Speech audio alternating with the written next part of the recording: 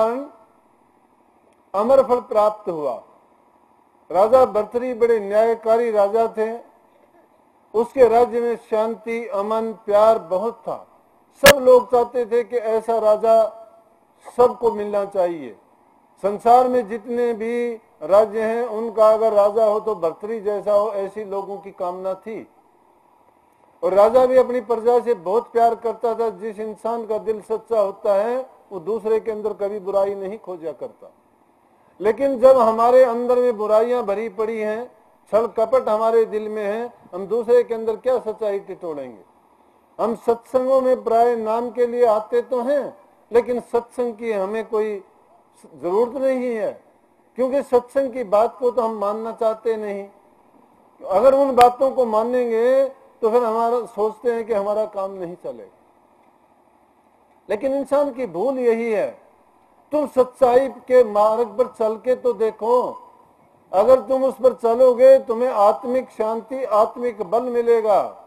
और तुम जब उस आत्मिक बल के आश्रय हो जाओगे तो तुम्हें किसी की जरूरत नहीं पड़ेगी। तुम बार बार कहते तो हो कि बलिहारी गुरुदेव की जिन दिया भरमगढ़ तोड़।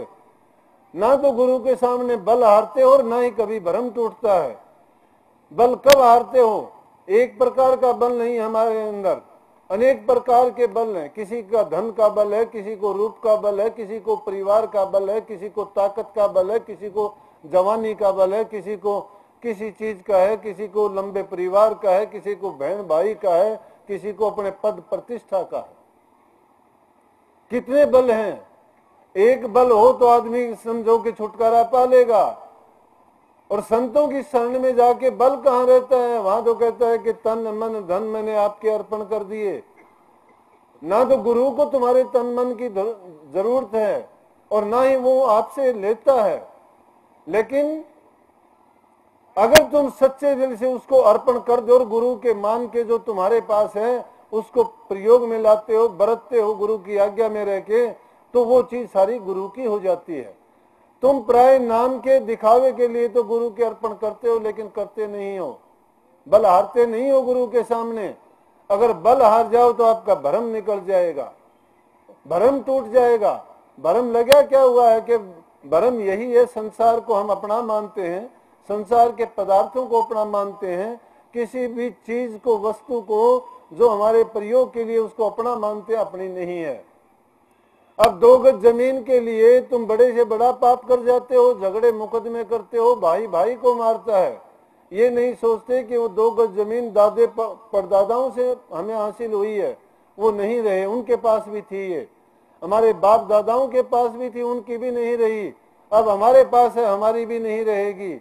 उन्होंने भी यूं ही मेर जमाई थी। ये भ्रम है। ये भ्रम जब टूट जाएगा कि ना हमारी है, ना ये तेरी, ना ये मेरी, दुनिया की को लगी अंधेरी। ये दुनियादारी को एक अंधेरी लगी हुई है, अंधेपन में कहते मेरी है। और आवागमन भी मैं मेरी का है। जब मैं मेरी छूट जाती है तो इंसान का आवागमन भी छूट जाता है। जब गुरु के सामने तुम बल हार जाओगे, अब ईमान और मान दोनों त्याग दोगे। ना देह का मान होना चाहिए और ना मन का अभिमान होना चाहिए। लेकिन इंसान मोटे रूप में तजना चाहता है, छोड़ देता है, लेकिन मन की ओर से नहीं छोड़ता। सूक्ष्म माया, सूक्ष्म मोह, सूक्ष्म बंधन उसको फिर भी बांधे रखते हैं।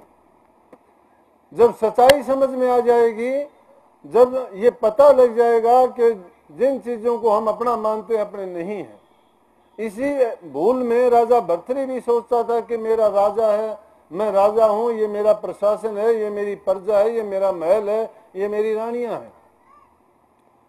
तो एक पंडित ने तप किया, तप करने के बाद उसको अमर फल प्राप्त हुआ। पंडित जी ने सोचा कि ऐसा राजा कहाँ मिलेगा, बार बार नहीं मिलता। क्या करूंगा मैं लंबा जी के अमर फल का मतलब है जो अमर फल खा लेता है उसको वो कभी मरता नहीं है। कि क्यों न मैं ये फल राजा को जाके दूं जो अमर हो जाएगा, सुखी रहेगी प्रजा, जनता उसका लाभ उठाएगी और किसी प्रकार का किसी को दुख नहीं रहेगा, अमन चैन और शांति रहेगी। ब्राह्मण ने ले जाके अमर फल राजा को दिया। को अपनी रानी से बहुत प्यार था। उसने सोचा क्यों ना मैं रानी को दूं, जो सदा जवान रहेगी, मैं उससे बहुत प्यार करता हूं। उसने रानी को दे दिया। रानी की दोस्ती उसका जो महावत था, हाथी चलाता था राजा का, उसके साथ थी। उसने सोची मुझे क्या करना है, मैं ये उस हाथी वाले को महावत को क्यों ना दे दूं, पर वो सदा के लिए जवान रहेगा और हम अपने आनंद से अपना जीवन यापन करेंगे। लेकिन महावत रानी के साथ साथ दोस्ती उसकी वैश्या से थी। उसने वो अमरफल ले जाके वैश्या को दे दिया। वैश्या ने जब अमरफल लिया, उसने सोची कि देखो मेरी जिंदगी कितने पाप और जुल्म करते करते जिंदगी बीती है, और अब फिर मुझे ये अमरफल मिला है कि जितने दिन तक मैं जीऊंगी ये गंदे कर्म ही मुझे करने पड़ेंगे। मैं इस अमरफल का क्या करूंगी, मुझे चाहिए कि ये अमरफल राजा को जाके सौंप दूं कि राजा बहुत अच्छा है, वो ज्यादा समय तक रहेगा, प्रजा सुखी होगी और हमें उसका लाभ मिलता रहेगा और पीछा छूटेगा, मैं ज्यादा लंबा नहीं जीना चाहती। इंसान को अपने कर्म करने का पता होता है, हर इंसान जानता है कि मैं ऐसा कर्म करता हूं, इसका नतीजा कभी अच्छा नहीं होगा। लेकिन वो उस घड़ी, उस पल में, उस लालच के बस होके, उस मोह के बस होके वो अंधा हो जाता है, उसकी बुद्धि, ज्ञान और विवेक फेल हो जाते हैं। वो जवाब दे देते हैं और वो उसका गुलाम बनके उस आदत को छोड़ नहीं पाता है। इसीलिए संतों के सत्संग में जब जाओगे बार बार मार पड़ेगी। जिस प्रकार से लोहार अगर किसी चीज को अच्छी चीज बनाना चाहता है तो लोह को उस भट्टी में गर्म करके बार बार उसको एक बार नहीं अनेक बार गर्म करता है और उस पर चोटें मार मार के उसको दूसरा रूप दे के कोई उसका औजार बना देता है। एक बार में उसका काम नहीं चलता, कई बार उसको ठंडा करना पड़ता है तो कई बार गर्म करना पड़ता है। इसी प्रकार से सत्संग में एक ही बार में तुम सब कुछ नहीं समझ जाओगे, सब कुछ नहीं जान जाओगे। तब के तो सारी जिंदगी बीत जाए और सत्संग की आधी घड़ी में ही वो चीज मिल जाएगी जो आपको हजारों सालों में नहीं मिल सकती। सत्संग की बड़ी महिमा है, सत्संग बहुत ऊंचा होता है और संतों ने बताया भी, वो इसीलिए बताया है कि सत्संग में जो वस्तु आपको 2 पल में मिल जाएगी उसको हासिल करने में हजारों वर्ष लग सकते हैं। जब वो अमरफल मुड़ के राजा के पास गया, राजा ने अमरफल को देख के सोचा कि अमरफल इसके पास कहां से आया। अमरफल ये तो चीज है नहीं कि हरेक को मिल जाए। लेकिन प्रेमियों, यहां मैं थोड़ी बात को रोक के आपको बताऊंगा कि अमरफल है क्या। अमरफल नाम से बढ़ के कोई अमरफल नहीं है। और वो तो एक अमरफल मिला था, तप करने के बाद कभी आप ये ना सोच लेना कि वो अमरफल कोई ऐसी वस्तु थी कि ठा के हाथ पे रख दी। ये तो अति सोक्ति से काम लिया गया है, लोगों को समझाने के लिए बताई गई है। तप करने के बाद इंसान को वो सत्य ज्ञान का परिचय हो जाता है। वो वस्तु जब मिल जाती है तो इंसान का भ्रम चला जाता है और सच्चाई उसको समझ आ जाती है। वो वही बात थी। अब वो तो एक ही अमरफल था, आज देखो आपको अनेकों को अमरफल मिले हुए हैं और फिर भी हम उस अमरफल को कहां मिला रखा है। मैंने 30 साल के लगभग सतगुरु की शरण में आए होंगे। मेरे साथ के लोगों को, सत्संगियों को मैंने सत्संग करते देखा, लेकिन जब कईयों के मैं दर्शन करता हूं मेरा दिमाग घूम जाता है कि क्यों उन लोगों ने सत्संग को भी बदनाम किया। सत्संग तो बदनाम नहीं होता, लेकिन ये एक ताने के रूप में उन लोगों को कहता हूं कि नाम सत्संगी का धरा के कर्म तो वो राक्षसों वाले करते हैं, दानों वाले कर्म करते हैं, पापी और दुष्ट काम करते हैं, निंदा चुगली में बरतते हैं। वो कहाँ के सत्संगी है? क्या वो अमरफल को, क्या वो नाम को, क्या वो गुरु को समझेंगे? कैसे उनका भ्रम निकलेगा और क्या उनकी गति होएगी, ये तो सतगुरु ही जानता है। मैं बुराई के रूप में नहीं कह रहा, अब भी मैंने ये बात सत्संग के रूप में कही है ताकि उन लोगों के दिमाग में अगर ये बात घर कर जाए तो हो सकता है बचा हुआ समय भी वो चेत लें तो उनका जीवन सफल हो जाए। राजा भर्तृहरि ने जब अमरफल को देखा, अमरफल को देख के कहने लगे उस वैश्या से कि आप ये बताओ ये फल कहां से मिला आपको। बोले जी क्या मिला, आपका जो हाथी चलाता है, महावत है, उसने मुझे दिया, मेरी दोस्ती उसके साथ है। मैंने सोचा कि मैं अमरफल का क्या करूंगी कि मैंने सारी जिंदगी बहुत गंदे गंदे कर्म किए हैं, क्या मैं यही कर्म और करने के लिए कितना जीवन और जीऊंगी, मुझे इस अमर फल की जरूरत नहीं है। तो मैंने सोचा क्यों नहीं अमर फल मैं राजा को जाके सौंप दूं कि आप जैसा राजा हमें कहां मिलेगा। बड़े प्रतापी राजा हो, न्यायकारी हो, आपके प्रशासन में प्रजा बड़ी सुखी है, तो आप इस अमर फल को ग्रहण करो और मैं चाहती हूं कि आप सदा सदा के लिए अमर हो जाओ।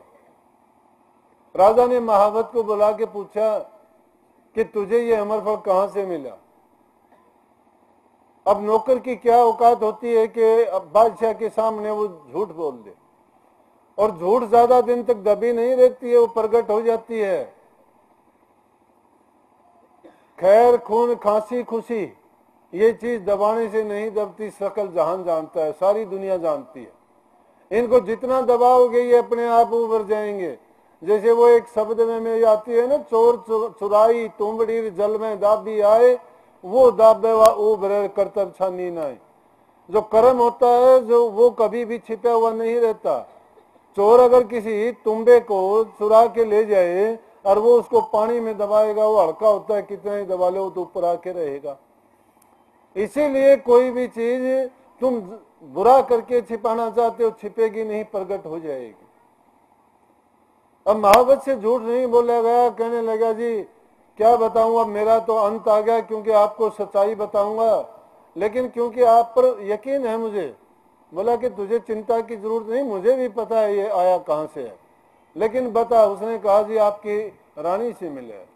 राजा ने इस बात का अंदाजा लगाने में कोई देर नहीं लगी कि जो चीज किसी को प्राप्त नहीं होती, और तूने भी दुर्लभ चीज जो तुझे जान से प्यारी थी, जो तुझे अमर कर देने वाली थी, वो रानी को दी थी, और रानी ने इसको दी है, तो उसका क्या संबंध होगा।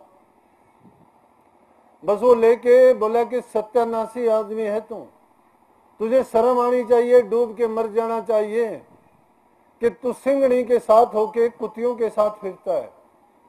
जब तेरे रानी के साथ संबंध थे तो वेश्याओं में कहां घूमता है, तू बहुत घटिया इंसान। उसको जो सजा थी वो तो अलग बात थी। फिर रानी को बुला के पूछने लगा कि मैंने तेरे ऊपर क्या इतबार किया था, क्या विश्वास किया था, कहाँ है हमारे पास। अब रानी क्या कहे थी, कहने लगा देखो आपा मार आपदा दर्श है, और जहां आपा तहां आप दर, जहां संशय वहां शोक, ये चार बीमारी हैं।